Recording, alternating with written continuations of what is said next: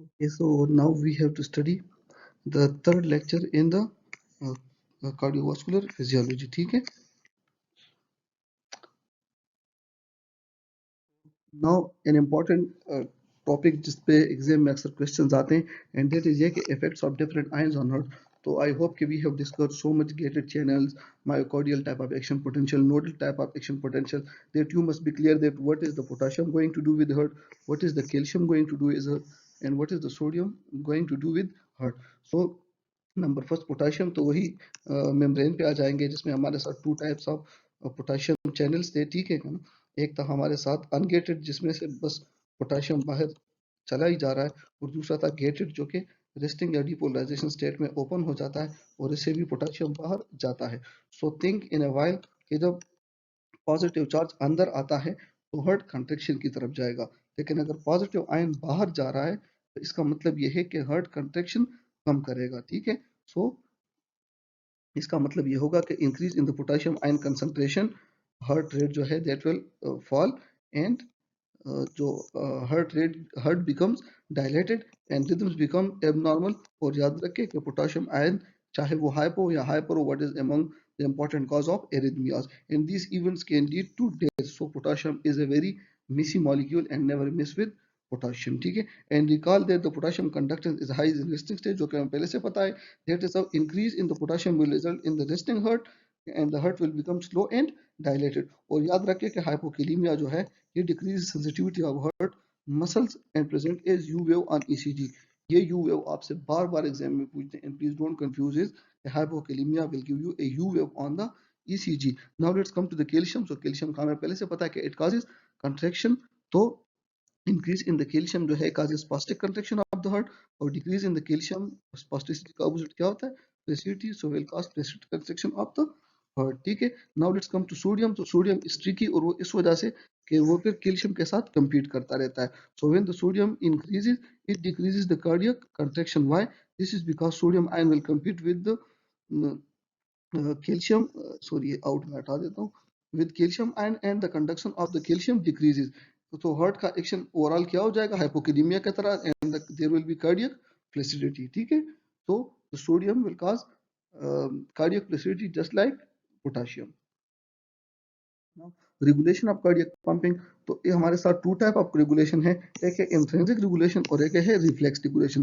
तो intrinsic regulation जो है ये फ्रैंक स्टार्लिंग लॉ के थ्रू काम करती है, और इस लॉ का आसान मतलब ये है कि within the physiological limit heart will pump all the blood out जो इसमें आता है. ठीक है. It is as simple as it is. और जो सिंपैथेटिक और पैरासिम्पैथेटिक है, पैरासिम्पैथेटिक सिस्टम, वो हम पहले से पता है कि system sympathetic increase the heart rate, increase conduction, pumping etcetera, और parasympathetic decrease the heart rate, strain and conduction.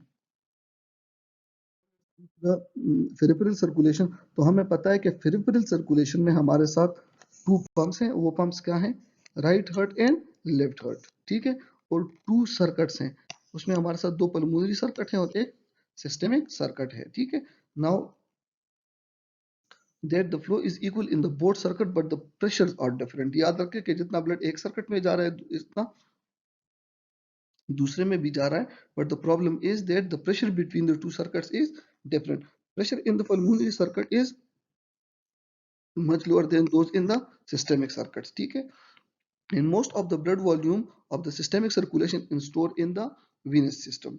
तो statistics are ये सिम्बोलिज्म ने कुछ statistics दी हुई हैं. ठीक है. Like 85% of the total blood volume in systemic circulation is obvious. 64% out of that is in the vein, 13% in the arteries, 7% in the arterial capillaries, 7% in the heart, and 9% in the pulmonary vasculatures. ठीक है. So this is all about the peripheral circulation. Now a tiny lecture.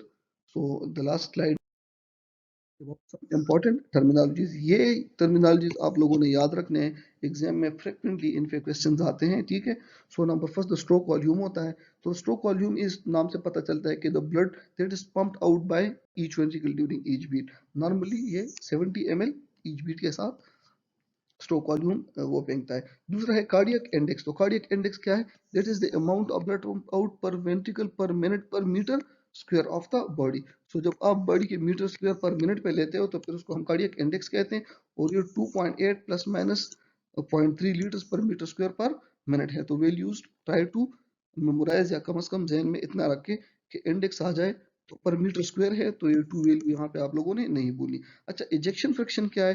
That is the fraction of the end diastolic volume that is ejected out by each ventricle, और ये 50 to 60% होता है, ठीक है।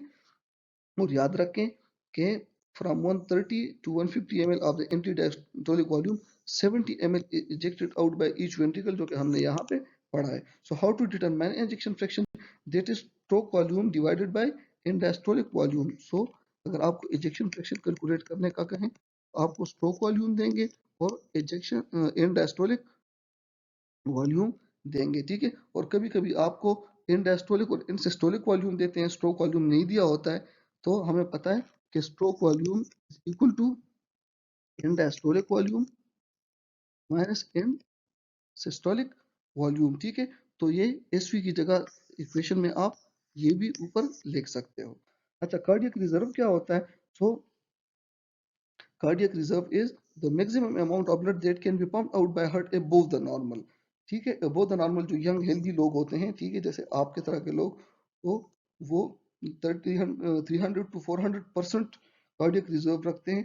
जो कि एथलीट हैं तो वो कुछ और भी ज्यादा 500 to 600, और ओल्ड एज में ऑलमोस्ट 200 ये पहुंच जाता है। अच्छा, कार्डियक आउटपुट क्या होता है? So cardiac output is stroke volume multiplied by heart rate. एक सिंपल इक्वेशन है, सिंपल क्वेश्चन इस पे आते हैं।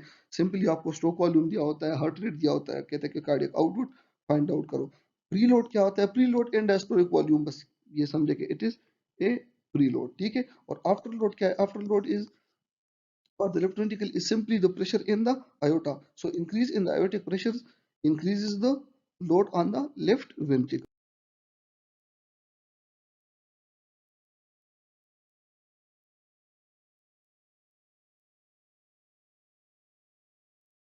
याद रखें कुछ वेसल्स और उनके cross sectional area.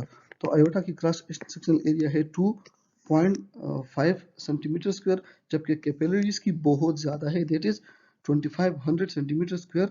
But though the cross section of the capillaries is much more than that of aorta, but the velocity is highest in aorta, that is 50 centimeter per second, while lower in the capillaries because the velocity is indirectly proportional to the surface area. So velocity is indirectly proportional to the cross sectional area. So with this we come to the end of this lecture. Thank you so much.